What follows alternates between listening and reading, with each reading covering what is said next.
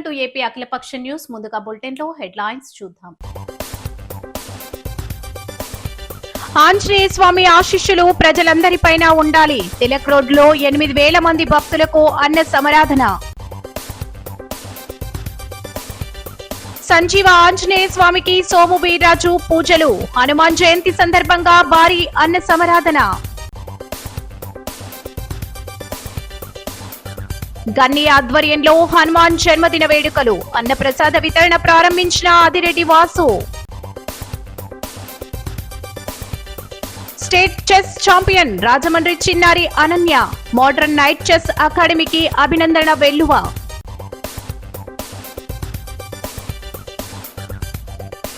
త్యాగరాజ సమితిలో హరికథ గానం. అమృతోత్సవ వేళ అలరిస్తున్న కార్యక్రమాలు.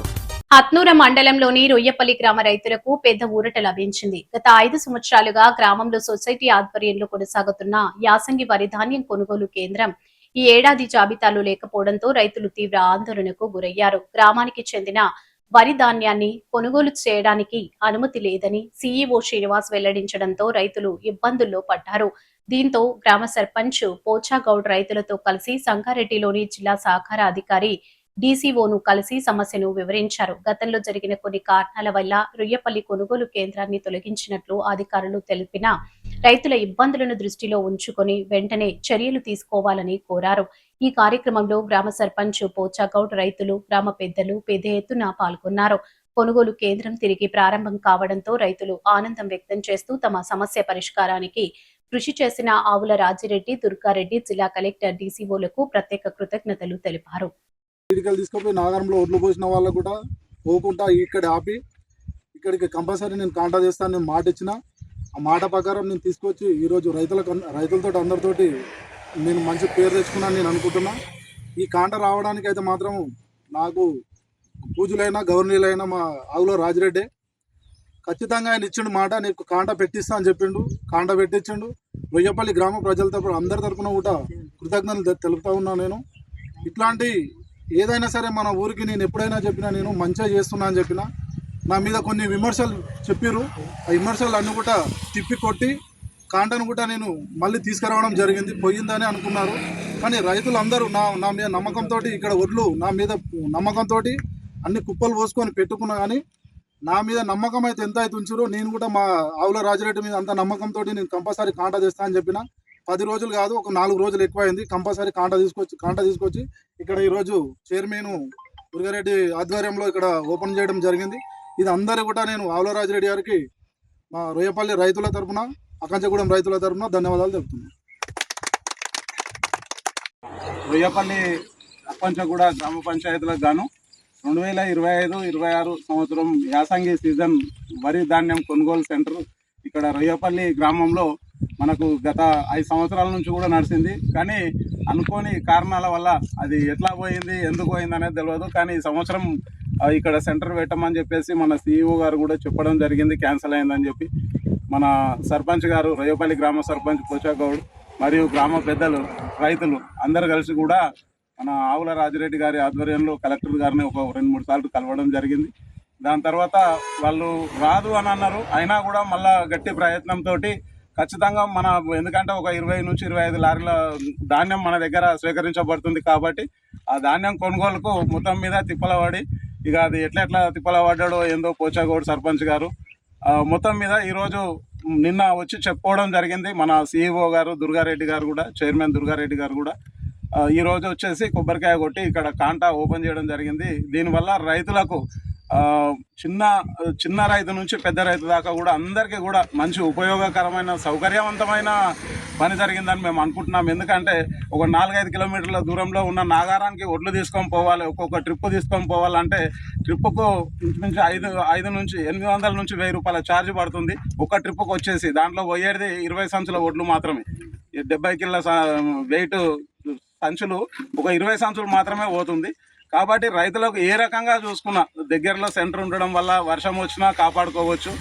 అందులోన ఈ రవాణా ఛార్జీలు కూడా తగ్గి చాలా వరకు మేలు జరుగుతుందని మేము అనుకుంటున్నాము. ఇది ఇక్కడ సెంటర్ తీసుకొచ్చి మళ్ళా సెంటర్ ఏర్పాటు చేసినందుకు సర్పంచ్ పోచాగౌడ్ గారికి మా గ్రామస్తుల అందరి తరఫున, రైతుల తరఫున ధన్యవాదాలు తెలుపుతున్నాం.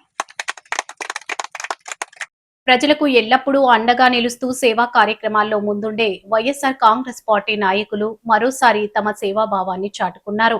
కాకినాడ 14వ డివిజన్ ఏటీ మోగాలో ఘనంగా నిర్వహించిన శ్రీ ఆంజనేయ స్వామి జయంతి మహోత్సవాల్లో మత్స్యకారుల ముద్దుబిడ్డ కాటాడి జానకి రామయ్య, వైఎస్ఆర్ కాంగ్రెస్ పార్టీ కాకినాడ జిల్లా ట్రేడ్ యూనియన్ అధ్యక్షుడు చెక్క చక్రవర్తి పాల్గొన్నారు. ఈ సందర్భంగా నిర్వహించిన అన్నదాన కార్యక్రమాన్ని విజయవంతం చేసి భక్తులకు ప్రసాదాలు పంపిణీ చేశారు. ప్రజాసేవే లక్ష్యంగా ముందుకు సాగుతున్న నాయకుల సేవా కార్యక్రమాలను స్థానికులు అభినందించారు. ఈ కార్యక్రమంలో పార్టీ నాయకులు, కార్యకర్తలు, అభిమానులు, భక్తులు పెద్ద సంఖ్యలో పాల్గొన్నారు.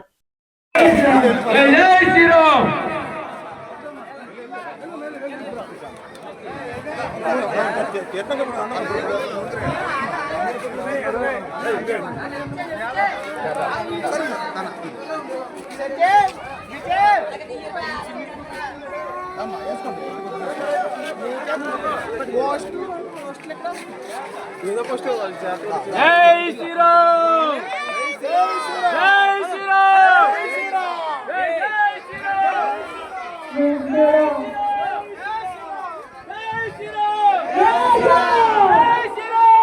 ట్రాఫిక్ రూల్స్ పాటించకపోతే ప్రాణాలు గాల్లో కలిసిపోతాయని చెప్పడానికి ఈ ఘటనే నిదర్శనం. తాజాగా మధురలో మెయిన్ రోడ్డు దాటుతున్న ఓ బైకర్ ను వేగంగా వచ్చిన కారు బలంగా ఢీకొట్టింది. ఈ ప్రమాదంలో బైక్ పై ఉన్న ముగ్గురిలో ఇద్దరు గాల్లోకి ఎగిరిపడగా ఓ మహిళ స్పృహ కోల్పోయింది. మొన్న జరిగిన ఈ ప్రమాదపు సీసీటీవీ వీడియో తాజాగా బయటకొచ్చింది. హైవేపై వచ్చే వాహనాన్ని గమనించకుండా రోడ్డు దాటడంతోనే ఈ యాక్సిడెంట్ జరిగింది. మధ్యప్రదేశ్ హైకోర్టు న్యాయమూర్తి జస్టిస్ ద్వారకాధీష్ బన్సల్ ఆదర్శంగా నిలిచారు. పశ్చిమ ఆసియా సంక్షోభ నేపథ్యంలో ఇంధనాన్ని ఆదా చేయాలనే ప్రధాని నరేంద్ర మోడీ పిలుపును ఆయన స్వాగతించారు. ఇవాళ తన నివాసం నుంచి కోర్టు వరకు దాదాపు 3 కిలోమీటర్ల సైకిల్ పై వెళ్లారు. ఈ సందర్భంగా ఇంధనాన్ని పొదుపు చేయాలని ఆయన ప్రజలకు పిలుపునిచ్చారు. జస్టిస్ బన్సల్ తీసుకున్న ఈ నిర్ణయంపై సర్వత్రా ప్రశంసలొస్తున్నాయి.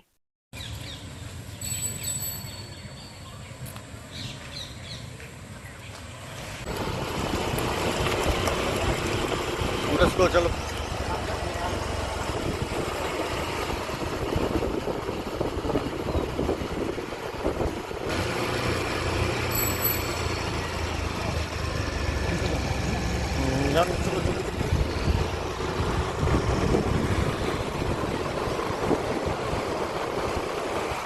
दो दिन से देख रहे हैं कि विश्व के संकट को देखते हुए माननीय प्रधानमंत्री मोदी जी ने पेट्रोल की और भी अन्य प्रकार की बचत करने का हिंदुस्तान के नागरिकों को आह्वान किया है। इसी बात के मद्देनजर मुझे ऐसा महसूस हुआ कि एक दिन साइकिल चलाकर हम आम जनता को संदेश दे सकते हैं कि जहाँ हम संभव हो साइकिल का उपयोग भी करें छोटे छोटे स्थानों पर 1-2 किलोमीटर जाने के लिए। आप अपने घर से कोर्ट तक जाने के लिए साइकिल का साधन चुना। भैया पीछे ला भैया पीछे।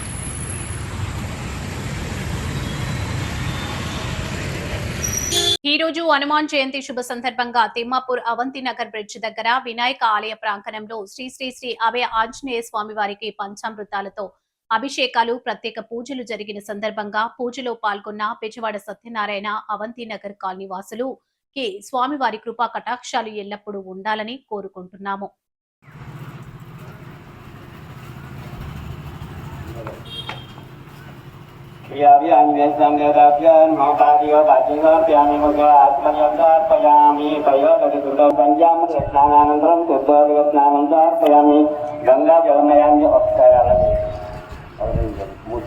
गंगा जलमयामी महादेव स्नानं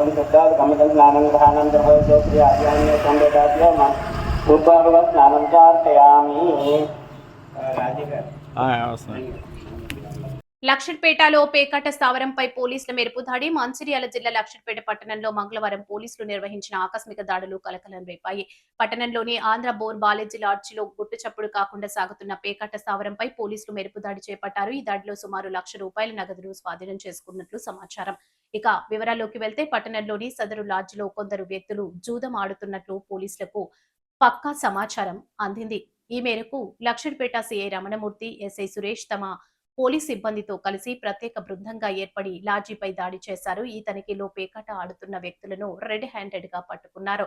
వారి వద్ద నుంచి నగదుతో పాటు సెల్ ఫోన్లను పోలీసులు స్వాధీనం చేసుకున్నారు.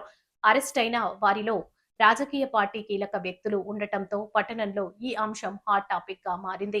సదరు నాయకుడిని కాపాడేందుకు రాజకీయ ఒత్తిళ్లు వస్తున్నాయనే ఊహాగానాలు వినిపిస్తున్నప్పటికీ చట్టపరంగా కఠిన చర్యలు తీసుకుంటామని పోలీసులు స్పష్టం చేస్తున్నారు. ప్రస్తుతం నిందితులపై కేసు నమోదు చేసి విచారణ జరుపుతున్నామని, పూర్తి వివరాలను త్వరలోనే వెల్లడిస్తామని పోలీసు అధికారులు తెలిపారు. ఈ ఘటనతో పట్టణంలోని మిగతా లాడ్జీల నిర్వాహకుల్లో ఒక్కసారిగా వణుకు మొదలైంది. వీరిపై కేసు నమోదు చేసి పోలీసులు దర్యాప్తు చేస్తున్నారు.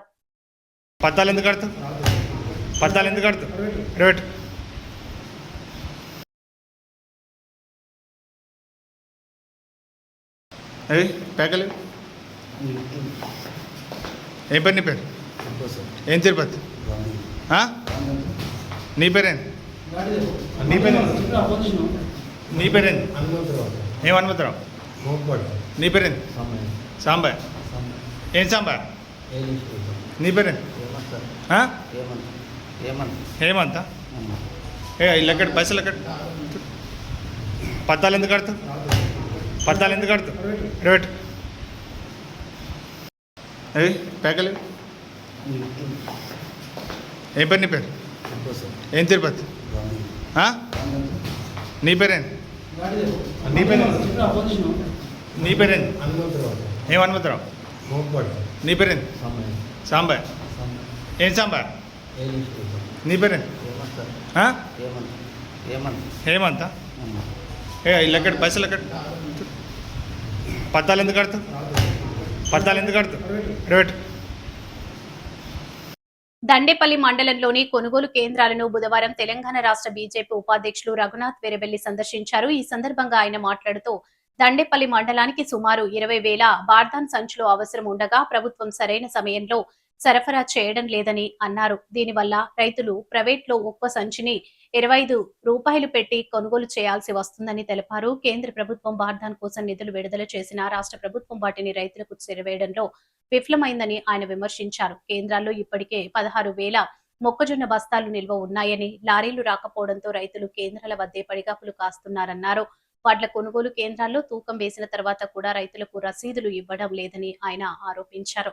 ఈ కార్యక్రమంలో బీజేపీ మండల అధ్యక్షులు బందెల రవిగౌడ్, నాగసముద్రం సర్పంచ్ సుగుణ, ఉప సర్పంచ్ పుదరి రమణయ్య, నాయకులు పత్తిపాక సంతోష్, వెంకటేష్, రవి, బోడా సత్యనారాయణ, బోడా నర్సింగ్ నాయక్, గడికొప్పుల సురేందర్, దుమ్మని సత్తయ్య తదితరులు పాల్గొన్నారు.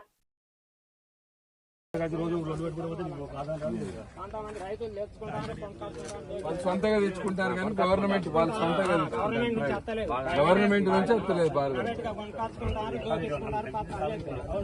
ఎన్ని రోజులైంది ఇవన్నీ మీరు గవర్నమెంట్ నుంచి కూడా వచ్చింది కదా. వెంకటేష్ వెళ్ళిపోయినా? వెంకటేష్ వెళ్ళిపోయిందా? అసలు లారీ ఒకటే నచ్చింది. ఎన్ని లారీలు కావాలి మనకి? మొత్తం పోవాలంటే 30 లారీలు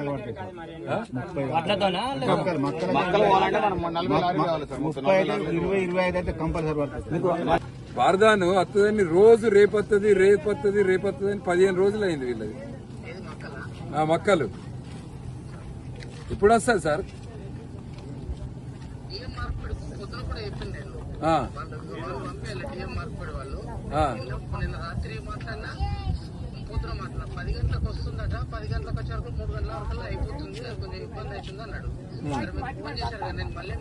ఇప్పుడు ఒకసారి మాట్లాడి నాకు అప్డేట్ చేయండి. వీళ్ళు పాపం రైతులు వీళ్ళు కొట్లాడుకొని కేసులు పెట్టుకునేదాకా పోతారు. మీరు బార్దాన్ చక్కగా అందిస్తే ఈ పరిస్థితి వస్తుండేనా మక్క రైతులకి? ఈడ మాట్లాడి చెప్పండి. సార్ ఇంకే ఇవ్వాలి, లేకపోతే నేను కలెక్టర్ ఫిర్యాదు చేస్తాను. 15 రోజులు దిగలేదు సార్. పోయిన సంవత్సరం నా లోడు 15 రోజులు దిగలేదు.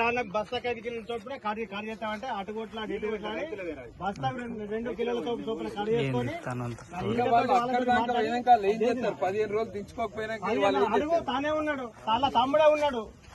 అలా తమ్ముడు నాదే పుస్తకం వాళ్ళకి చూపించిన కూడా చూపించాలి. అడుగు మరి ఇదే మొఖం 15 రోజులు దిగలే లోడు. రసీదు ఇవ్వద్దని రైస్ మిల్లు చెప్పిన మరి నీకెందుకే బాధ? నువ్వు 41 చొప్పున జోకిన ఇచ్చే రైస్ రసీదు. ఇక్కడ దండపల్లి మండలము మాకులపేట ఈ సెంటర్లో మక్కల సెంటర్లో ముఖ్యంగా బార్దాన్ లేకుండా ప్రభుత్వము రైతులను ఇబ్బంది పెడుతోంది. రైతులు పాపము ప్రైవేట్ల బార్దాను 1000 రూపాయలు ఖర్చు పెట్టి కొనుక్కొచ్చుకుంటారు. బార్దాను కరెక్ట్ సమయానికి ఇస్తే ఈ సమస్య వచ్చేది కాదు. మొక్కజొన్న రైతులు ఈసారి ఈ ప్రాంతంలో ఎక్కువ మొక్కజొన్న వేసారు. ఈ రైతులందరూ కూడా దాదాపు నెల రోజుల నుంచి ఇక్కడ ఉన్న సబ్ సెంటర్ లో కుప్పలు పోసుకొని ఉన్నారు. ఇక్కడికి బార్దాన్ లేదు, లారీలు వస్తున్నాయి. ఇవాళ పాపం వచ్చిన కొంచెం బార్దాన కొరకు ఇవాళ రైతులు కొట్లాడుకొని కేసులు పెట్టుకునే పరిస్థితి వచ్చింది. ప్రభుత్వము సరి అయిన సమయంలో బార్దాన్ అందరు రైతులకు అందిస్తే ఈ పరిస్థితి వచ్చేది కాదు. ఇవాళ ఈ పరిస్థితికి కారణం ప్రభుత్వమే. కాంగ్రెస్ ప్రభుత్వము బార్దాను సరి అయిన సమయంలో అందిస్తే ఈ పరిస్థితి వచ్చేది కాదు. మొక్కజొన్న రైతులందరూ కూడా ఇట్లా కొట్లాడుకొని రోడ్ల మీదకి వచ్చి కేసులు పెట్టుకునే పరిస్థితి రాకపోతుండే. ఇప్పుడు కూడా మాట్లాడినా, ఇప్పుడు మాట్లాడితే కూడా ఇంకా అధికారులకు తెలియదు ఎప్పుడు బార్దాన్ వస్తుందని. ప్రతిరోజు రేపొత్తది అని చెప్తారు. మొక్కజొన్న రైతులకు వెంటనే బార్దాను సప్లై చేయాలి. అదేవిధంగా ఇక్కడ వడ్ల కొనుగోలు కేంద్రం దగ్గర ఇక్కడ రైతులకు రసీదు ఇస్తలేరు. కలెక్టర్ ఏమో రసీదు పుస్తకాలు అన్ని కొనుగోలు కేంద్రాలకు పంపినామంటారు. అందరు రైతులకు రసీదులు ఇస్తామంటారు. ఇక్కడ రైతులకు రసీదు ఇస్తలేరు.